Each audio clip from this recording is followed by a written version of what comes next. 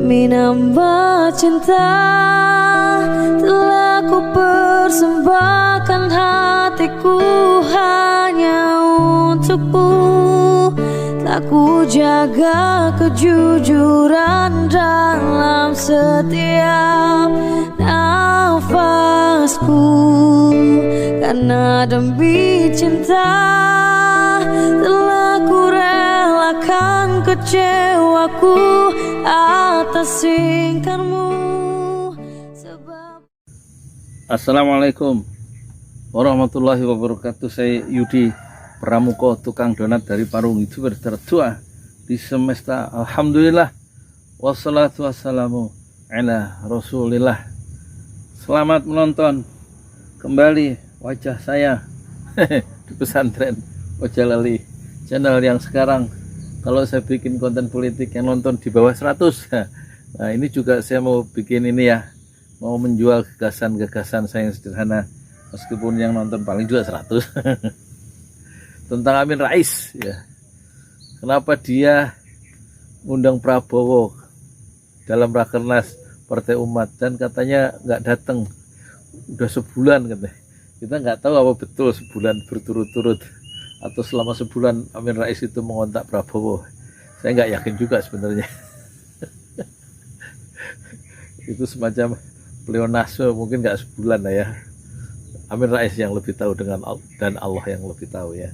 Tapi poinnya bukan di situ. Poinnya itu kenapa Prabowo nggak datang? Nggak mungkin juga kalau telepon itu nggak sampai ke Prabowo ya. Pasti udah sampai undangan Amin Rais ke Prabowo soal diundang untuk ngomong di depan peserta Rakernas yang pertama Partai Umat di Pondok Gede ya. Pasti sampai itu, seorang militer kok, bukan jenderal, ngerti lah soal pentingnya mana informasi yang penting, mana yang enggak, mana yang harus diabaikan, mana yang harus diperhatikan sungguh-sungguh ya. Pasti sampai, tapi Prabowo sengaja nggak datang atau nggak, kesannya nggak nerima langsung undangan dari Amin Rais dengan cara yang diatur sendiri sama Prabowo. Miring lek, suara Prabowo yang miring ya. Yang penting pikirannya orang miring. Jadi ini menarik, kita lihat rekam jejak keduanya ya di hashtag ganti presiden 2019 itu Amin Rais kan bersekutu dengan Prabowo didukung lah sama Amin Rais yang waktu itu masih di PAN ya, Partai Amanat Nasional ya. Tapi sekarang mereka bersimpang jalan kan. Amin Rais telah tersingkir dari PAN, kemudian tentu ada campur tangan pemerintah lah.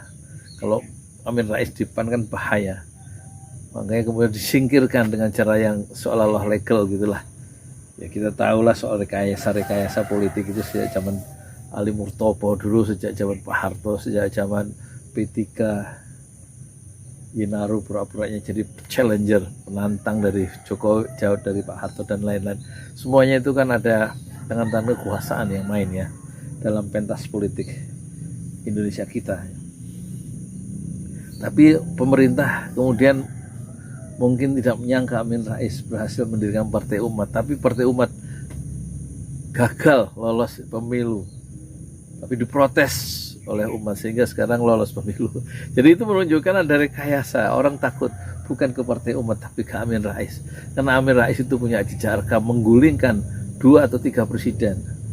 Dia menggulingkan Pak Harto, dan itu adalah mertua dari Prabowo Subianto kan. Itu rekam jejak, kenyataan sejarahnya begitu. Orang mulai mungkin nggak percaya terhadap kenyataan itu, tapi kenyataan itu tidak bisa ditolak. Sebagaimana kita tidak bisa menutupi cahaya matahari dengan 5 jari tangan kita kan. Itu pertama. Yang kedua, Habibie tidak mencalonkan diri jadi presiden setelah pertanggungjawabannya di MPR ditolak ya. Meskipun bisa, tapi justru mungkin ada pengaruh juga dari Amin Rais dan kawan-kawan supaya tidak nyalon ya. Tapi kemudian kita lihat Amin Rais juga menggagalkan partai terbesar pemenang pemilu PDIP yang harusnya yang presidennya setelah Habibie logikanya adalah Megawati sebagai partai pemenang pemilu, tapi Amin Rais mengeluarkan satu gagasan yang mungkin ya cemerlang begitu, brilian, membuat poros tengah dan menjadikan Gus Dur jadi presiden, padahal suara Gus Dur partainya cuma 3%, bisa jadi presiden. Itu rekam jejak Amin Rais ya. Halangi Megawati jadi presiden, pengganti Habibie, dan menjatuhkan kemudian menaikkan Gus Dur dan kemudian menjatuhkan Gus Dur di tengah perjalanan. Nah, dianggap sebagai presiden yang ugal-ugalan dalam kebijakan-kebijakan politiknya. Itulah Amin Rais ya.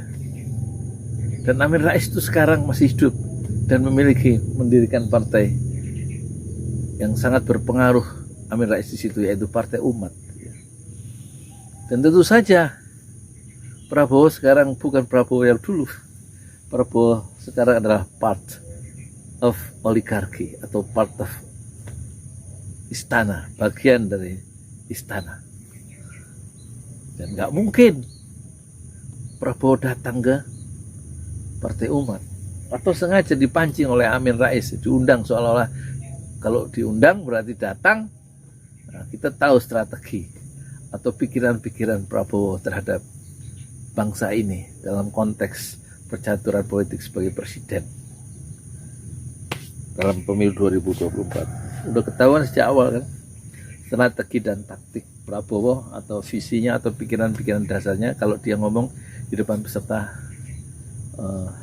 Rakernas Partai Umat. Karena yang diundang juga orang yang bukan orang main-main. Satu, Anies Baswedan yang kata para pengamat itu sudah 80% secara de facto, apa istilahnya, mood masyarakat itu mengendaki dia jadi presiden 80%, tinggal pemilunya aja. Dan Amin Rais tentu melihat calon pemimpin baru ada pada pundak Anies Baswedan. Tapi kenapa Gatot diundang? Kita jangan lupa Gatot dulu bagian dari Pak Jokowi sebagai Panglima. 5 bulan sebelum jabatan selesai dia dipecat oleh Joko Widodo sebagai presiden. Sama dengan Anies Baswedan, belum selesai masa jabatan sebagai Menteri Pendidikan, dia dipecat. Kalau bahasa Anies Baswedan, dia bukan dipecat, tapi tugasnya sudah dicukupkan oleh Pak Jokowi. Maksudnya sama-sama keluar dari sistem ya. Baik Anies Baswedan maupun Panglima Gatot Nurmantio. Dan kita tahu Gatot Nurmantio itu siapa. Dialah yang mendeklarasikan dan salah satu pimpinan dari kami KAMI, Koalisi Aksi Menyelamatkan Indonesia. Menyelamatkan Indonesia yang di bawah pimpinan Jokowi gitu. Dan itu dideklarasikan 18 Agustus kalau tidak salah ya. Di Tugu Proklamasi tahun 2020. Saya hadir di sana. Saya ngelihat Gatot Nurmantio, saya ngelihat Rocky Gerung di depan, datang terlambat waktu deklarasi itu. Dan saya ada di depan Rocky Gerung di barisan pertama bersama wartawan-wartawan. Saya kan juga wartawan dulu, wartawan 15 tahun, wartawan Tempo. Saya wartawan Tempo. Tempo punya duit, Tempo nggak punya duit. Dan saya hadir di situ. Dan pembukaan Undang-Undang Dasar dalam deklarasi itu dibacakan oleh Mutia Hatta, putri sulung dari Muhammad Hatta.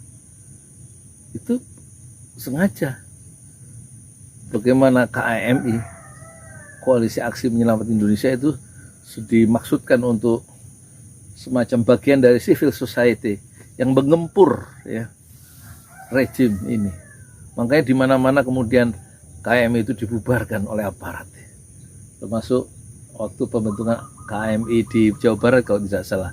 Gatot Nurmantio yang sedang orasi itu bisa acara itu bisa dihentikan oleh aparat. Itu tentu suruhan istana kan. Jadi Gatot tidak bisa dilepaskan dari semangat oposisi terhadap rejim ini. Dan kan nggak mungkin. Prabowo juga melihat ya. Kalau saya datang di Partai Umat, siapa yang datang? Gatot Nurmantio, Anies, Padahal dua-duanya adalah lawan politik dari pemerintah. Dan saya bagian dari pemerintah sebagai Menteri Pertahanan. Nah, itu dari analisa itu aja, analisa tukang donat yang sederhana, itu kita bisa menyimpulkan ya, bahwa Prabowo itu nggak mau hadir di kandang macan, di kandang lawan politiknya, ya kan? Apalagi bersama satu panggung bersama Anies Baswedan, atau satu panggung, satu ruangan bersama Gatot Nurmantio. Itu satu kejadian yang nggak boleh terjadi, karena strategi dan strategi dan taktik dari Prabowo akan mudah dibaca nanti dalam pertarungan Pilpres kalau dia datang memberikan orasi ya di depan Amin Rais di Partai Umat itu. Jadi Prabowo juga ahli strategi kan, tapi Amin Rais secara politik punya rekam jejak, dia bisa mencegah nanti Prabowo jadi presiden. Bagaimana dia berhasil mencegah peluang Megawati jadi presiden, dan justru bisa menjadikan sebagai the kingmaker dengan poros tengahnya itu menjadikan Gus Dur presiden dan sekaligus menjungkalkan Gus Dur dari tahta kepresidenan. Itu Amin Rais, dan itu yang ditakuti oleh pemerintah, dan itu yang ditakuti oleh siapa? Prabowo ketika Amin Rais sekarang berada di belakang di belakang Anies Baswedan, di belakang Amin Rais.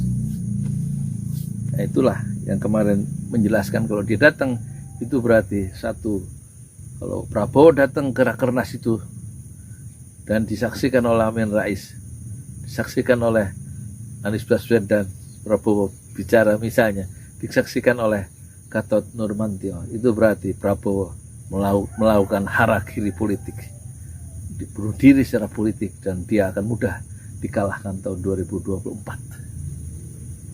Karena secara moral Anies Baswedan itu di atas angin ketika Prabowo datang ke Rakernas di partai Umat di Pondok Gede, ya kan? Itu analisa sederhana. Ini beda analisa ini dengan Rocky Gerung, beda dengan Refli Harun, beda dengan Karni Ilyas. Ini analisa tukang donat. Ya udah gitu aja loh, orang saya memanfaatkan yang ada, mumpung jam 6 udah terang nih di cahaya, nggak pakai lighting. Kalau di kamar kan pakai lighting, ini lightingnya dari Allah, ciptaan Allah yang maha sempurna, jadi lebih bagus dari seluruh ya, cahaya dari alam ini, lebih bagus dari seluruh lighting yang pernah dibuat oleh manusia yang paling canggih sekalipun. Itu yang pertama, memanfaatkan waktu, dan kemudian ini memanfaatkan HP ini. HP kita mulai ya jadi YouTuber dengan yang ada. Mulailah dari yang ada. Syukurilah yang ada, karena yang ada lebih dari cukup untuk memulai pekerjaan. Dan ini kebun juga kebun orang dipakai sebelah rumah. Mulailah dari yang ada. Ini kebun ini ada, HP ada, nggak usah nunggu kamera, nggak usah nunggu studio, gitu, nggak usah nunggu narasumber yang diundang. Saya sendiri jadi narasumber. Nggak usah nunggu editing, yang editornya itu editingnya di Baim Wong yang baru saya lihat di Yudis Pradana ya, Yudis apa itu, yang dia mengunjungi kantor Baim Wong yang mewah itu, yang baru. Nggak usah nunggu tim editing, yang edit saya sendiri pakai KineMaster, terus logonya, thumbnailnya bukan pakai KineMaster, sekarang pakai ini, diajarin anak saya pakai ini aplikasi PitchArt. Rupanya seminggu PitchArt bisa dipakai, tapi setelah itu harus langganan. Saya udah langganan setahun memakai PitchArt untuk bikin thumbnail, cover itu bayarnya 164.000 setahun ya, kita pakai yang berbayar ya, murah sih. Ya udah gitu dulu, habis ini saya muat ya, udah 12 menit. Jadi kesimpulannya, tidak datangnya Prabowo itu adalah satu kemenangan bagi Amin Rais, karena dia bisa menyudutkan Prabowo ketika dia bilang di depan wartawan, saya undang Prabowo saya telepon selama sebulan nggak diangkat. Dan dia kemudian bikin statement bahwa Partai Umat mendukung, ya, mendeklarasikan dukungan terhadap Anies Baswedan sebagai calon presiden, dan dia menyindir Prabowo, moga-moga dia bilang moga-moga jadi presiden. Dan kita sama-sama di jalan yang berbeda sekarang, bersimpang jalan karena diundang nggak mau datang. Itu satu kemenangan politis dari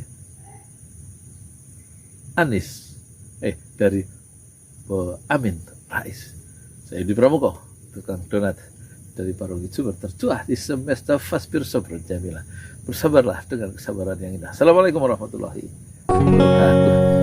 Demi nambah cinta telah ku persembahkan hatiku hanya untukmu.